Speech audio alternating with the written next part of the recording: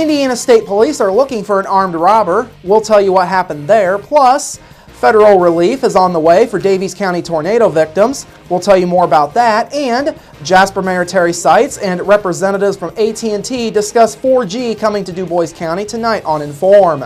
All of that and much more is up next here on the 18 WJTS News.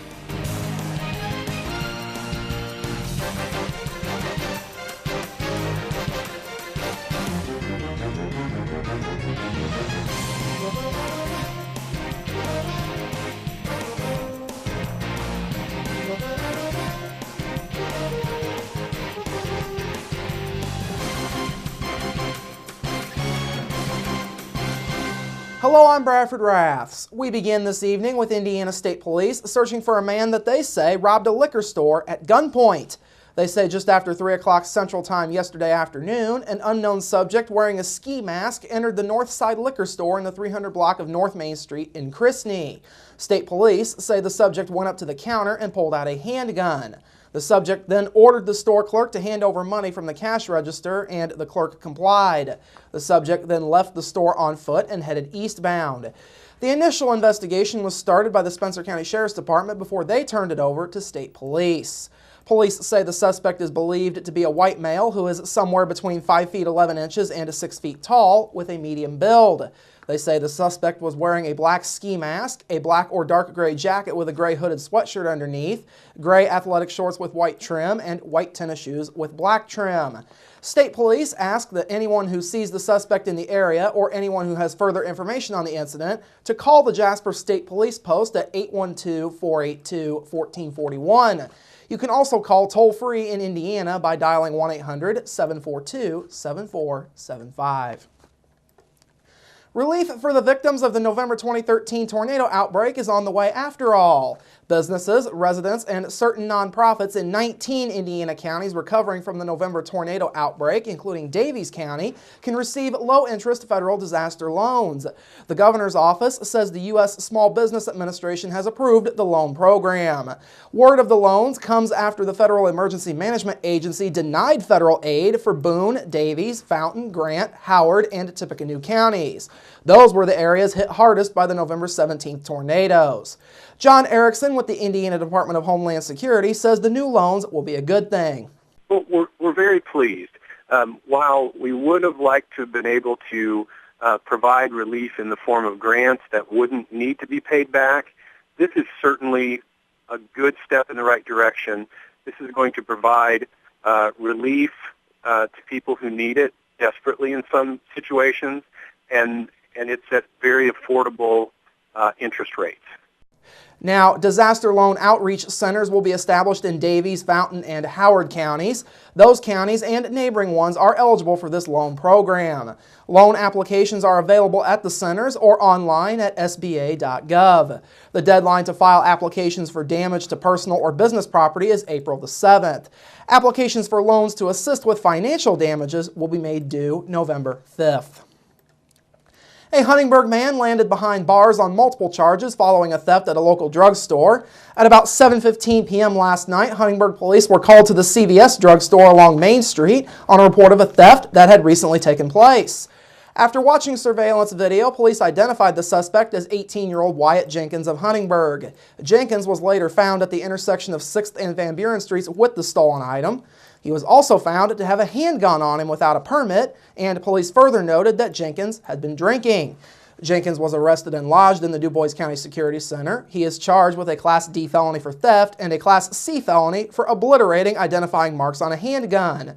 He is also facing a Class C misdemeanor for possession and consumption of alcohol to a minor, and a Class A misdemeanor for possession of a handgun without a permit. Speaking of Huntingburg, a key agreement for fire and rescue services has been reached for a part of the city. This morning, the Huntingburg Board of Public Works approved an annual agreement for the city to continue providing fire and rescue services to all of Patoka Township, courtesy of the Huntingburg Volunteer Fire Department. The agreement, which has been in place for a long time, calls for the Huntingburg Department to have the entire township covered not only by the city limits of Huntingburg and outlying areas of the township as well as the Duff community.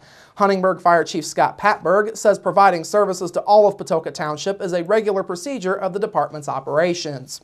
Patoka Township's our territory, so that's obviously the area we're providing, and then the majority of our runs a year are, even in the city, are medical. I mean, that's just where we've ended up. That's where every department's at now.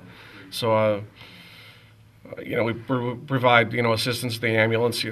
We get called just, it depends on the nature of the run. Some lift assist, things like that you won't get called to, but any type of medical run will get called for assistance out, and of course then, obviously the fire services out in the township area.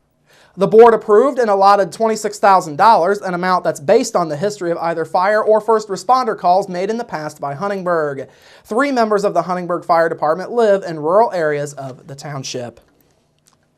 Local residents were given an opportunity to hear more about the economic past, present, and future in Indiana, as well as beyond, during this month's Rotary Club of Jasper luncheon, which was hosted this afternoon at Clubhouse 61. A panel of economic experts weighed in on this past year in Indiana and elsewhere.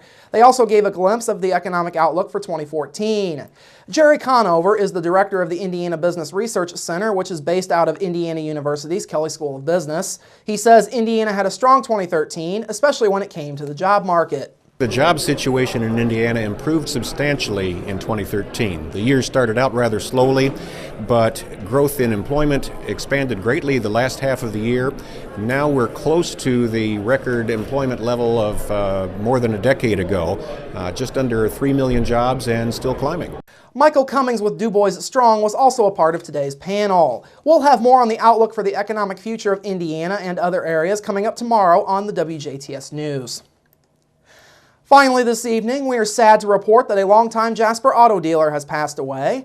Albert Jack Sternberg, the founder of the Sternberg Auto Group, passed away on Tuesday at Brookside Village in Jasper. Sternberg, whose love affair with automobiles began as a child, started what was then known as Leaguers Sternberg with the late Bob Leaguers back in 1952.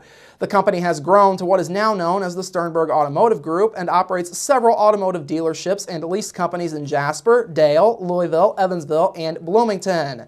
They provide services for just about every facet of transportation, from cars and trucks to leasing, rental, parts, vehicle repair, and equipment and collision repair.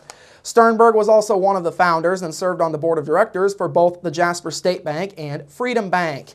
He was a member of Precious Blood Catholic Church in Jasper, the Jasper Moose, and the American Legion Post number 147.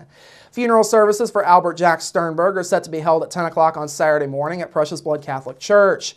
Entombment in the Fairview Cemetery Mausoleum will follow the funeral. Friends will be able to call at the Becker-Kleesner North Chapel in Jasper from 2 till 8 p.m. tomorrow evening and 1 hour before services at the church on Saturday.